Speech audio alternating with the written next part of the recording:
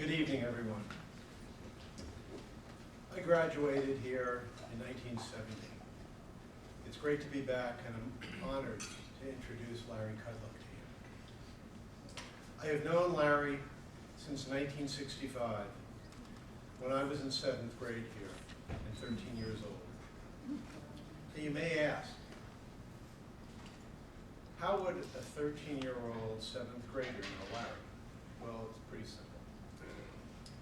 Larry's younger brother, Mark, was a student here, and he was one of my best friends. Mark and I were just starting to play competitive tennis. Larry was a very accomplished player who was doing very well in the sport. And Larry was also really passionate about tennis. Larry took the time to mentor us about tennis and how we could be better players. We admired Larry and we really looked up to him. He was smart, witty, well-dressed, and very smooth and personable. To us, he was very cool. He was also really a great guy. Whenever we needed a ride somewhere, and we weren't in a pinch, Larry was there to help us out. Larry has accomplished an enormous amount. After graduating here,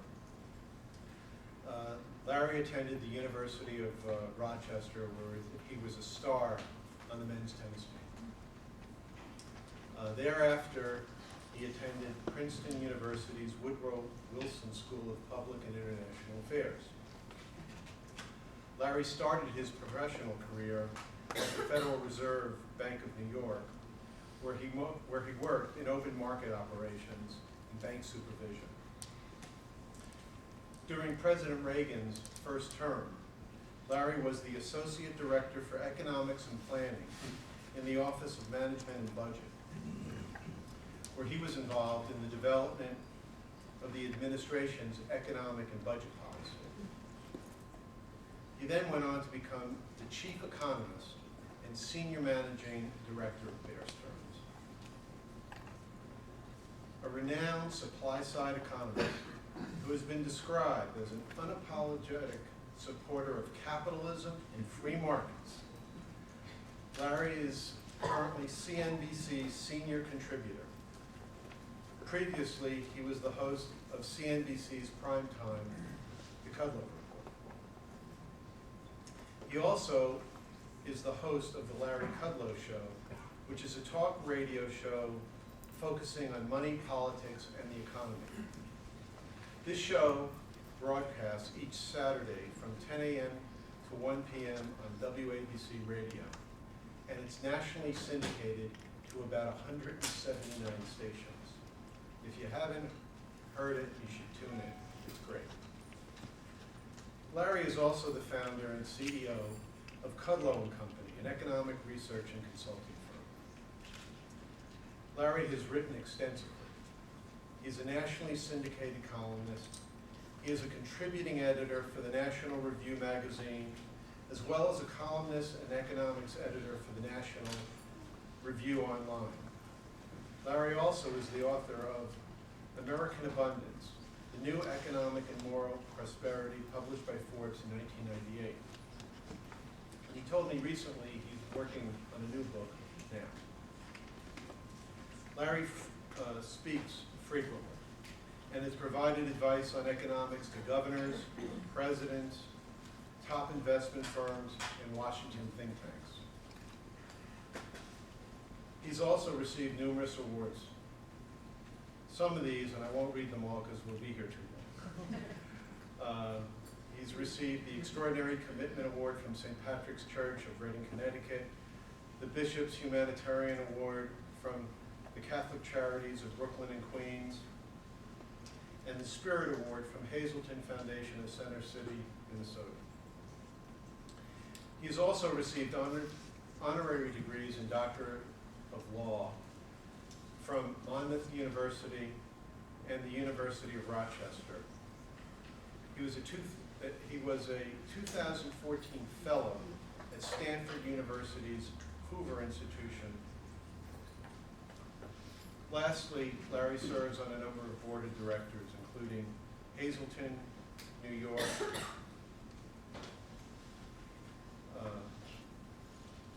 the Catholic Cluster School of the Diocese of Bridgeport, Connecticut, and he's a member of St. Patrick's Church Parish Council. I'm honored to introduce to you Larry Kudlow.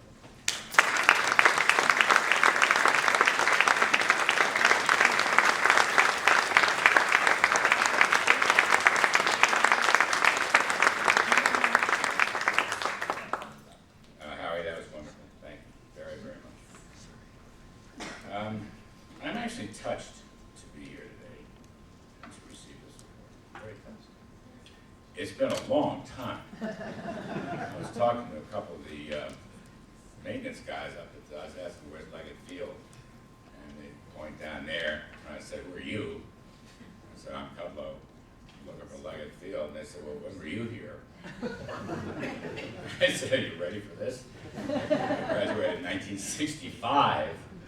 Truly, if you've seen Jaws drop, they drop. All right? And all I'll say is I'm very happy to be here 50 years ago, and we're all in pretty decent shape. So I know my pal John Glidden is here from class 65. I saw Pam Krug, I saw Cindy Fuller. I don't know who else is here. I don't want to leave everybody out. If there's anybody else in the class, God bless you. I'm glad you're here. I'm glad we're all here. It's a good thing. A couple of things. Besides my gratitude for this award, really, I was quite surprised to get the call.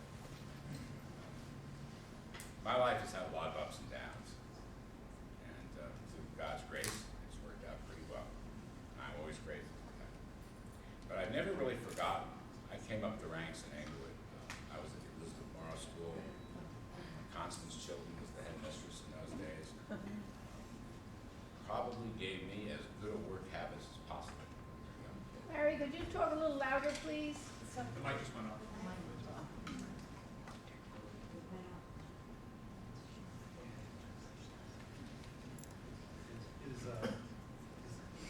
Is Liam there? I can up the ante. I actually do this for a living. Yeah.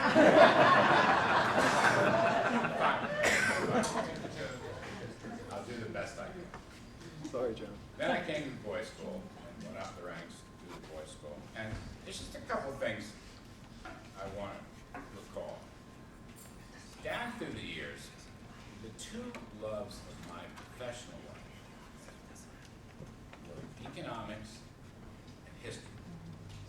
And they still are. They still are. And they've served me very well in various capacities in my career. So what I want to say is, the first economics class I took was at the English School for Boys. Okay? Very few high schools even taught economics in those days. And there was a wonderful old chap named Dick Overton, Richard Overton. Oh, good. I'm glad you know, because he was a fabulous person. And he taught economics, and he also taught American history. And I fell in love with both, and to some extent I still am in love with both. And I've written a couple of books, and I got a new one coming out, and it's about economics and it's about history. And I got that from the English School for Boys. And I want to thank you. I want to thank you. It was a great thing, a great blessing. The other thing is, as my life and career have evolved, I want to say more about that in a minute. I basically wind up, what do you do for a living? Well, somebody asked me that the other day. I was giving a speech someplace, and the CFO of a large corporation asked me, what exactly do you do for a living? And it's kind of an interesting question, I don't blame her for asking it. And I said, I talk. What I do is I talk. And I have opinions. And I hope you're okay with my opinions, but if you're not, I'm real sorry, and with all due respect, feel free to come back at me, but I'm going to say them anyway. So, talking. Here's the interesting thing. I think it was the 7th grade. I don't know where Malcolm Duffy is, but I'm so goddamn old, I can't remember any of this stuff. It was Francis Roach, who taught speech class In the 7th grade, you have to memorize poems, stand up in front of the class, and blast it out. And he was tough and hard. And I went through that, and it was great. And it was a great way to learn how to talk. Point number 2, from the English school. I played varsity tennis. I loved it, as Howie said. I played soccer in the fall. Come wintertime, we had great drama productions at the boys' school. In fact, so did the girls' school. And I was in both. Now, my motives were pure. And it was a play about it. It was a French play. I was a terrible French student. I don't know, George, Brian Ross, wherever you are. But I had a good French accent for English-speaking plays. And so I had a great part. And then we had wonderful productions here at the boys' school, just wonderful. And the guy who spearheaded all of that was Fred Hutchins, who was an English teacher, who had a huge impact on my life. Malcolm Duffy was always there helping to direct and produce and you know, tell us what we're doing right, tell us what we're doing wrong. And you know, when you do that stuff every year, you memorize lines from poems, you go in front of hundreds and hundreds of people who come to these theater productions, you'll learn how to talk. You don't make sentences with question marks at the end. You don't rush through things. And I only wish and hope that your kids have a chance to do that and get that kind of training. Because later on in my life, it was good that I knew economics, and it was good that I knew history, but mainly it was good that I could talk and give a presentation to somebody and communicate an idea. Honest. All the years, it's been such a grace to have gone through that. And let's see, the late Bob Gordon was involved in that. Malcolm, am I right? Right. He was fabulous. You guys were all fantastic. If the kids were here today, I would simply say to them, you know, you need to work, and you need to work hard. And I learned that ethos here.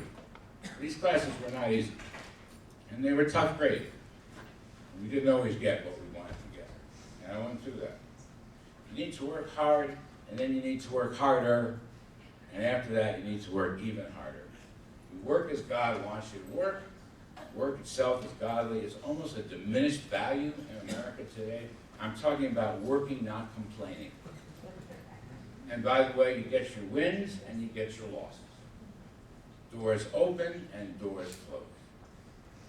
And I have learned that. In some sense, I've learned it the hard way. So, it turns out for me, you know, I had some good things early in life. I went to good schools. I went to the Federal Reserve. I was actually at one point called over secretary to the New York Fed. I went on Wall Street. I went to work as one of the deputies in the budget for Ronald Reagan. I had that whole experience. It was fabulous. I went back to Wall Street to the old Bear Stearns. It was fabulous. I will say I was completely unqualified for every job I've ever had. And if you think I'm kidding, I'm not. But again, if you work as hard as the Lord wants you to work, you can learn that stuff and be pretty good at it. That's one of the things that I have learned. And later on, it all crashed and burned. I want to say that because I've been through it as part of my story and as part of my life. I was a hopeless abuser of alcohol and drugs. Hopeless. I lost my career. I lost money. I nearly lost my wife. We've been married 27 years now. I'm married to a saint, but she walked out on me, and I could never blame her. And the reason I'm on the Hazleton Foundation board is because I spent 6 months at Hazleton. It's a great treatment center. It's up in northern Minnesota. And I was locked up so long, I was there for 3 seasons. Okay, I'm really great. I didn't get winter, but I did have spring, summer, and fall. Pretty good. When you know the construction guys on a first-name basis, you know you really did. It was the greatest thing that ever happened to me, the whole experience. And here's where I'm going with this. You can survive adversity if you have a little bit of faith, a little bit of optimism, and ask for help from your friends and relatives and others. And without even knowing it, I wound up, a couple years later, when I came back into public life, I wound up in a completely different career. I became a full-time broadcaster on television and radio. In fact, I didn't see it coming until it actually happened. And the irony is, I just love this. My parents lived in England for 50 years. My dad just passed away about 5 or 6 months ago. Of course, I lived here with them and went to the England school. I hadn't been here in ages. And it turns out, for 15 years, I'm in Englewood Cliffs at CNBC every single night. All right? So life turns in very strange ways. That's all I can say. And I'm very grateful for that. I finally retired from the show. I'm now a part-timer up there, and it's been great. Changed my entire life. I am forever grateful. As Howie said, we're still doing the radio show. That's terrific stuff. And I'm very gainfully employed. But I will just say to you, all right, class of 65, I'll be 68 years old this summer. I still play a pretty fair tennis game when my back allows me. And I'm a very grateful camper. I'm grateful for this award. I'm grateful that you're here. I'm grateful that the Lord has watched over me. He gave me a second chance. And I hope I've done it well. And I'm still working. And I give enormous gratitude to every single person, official in this room. Thank you for having me.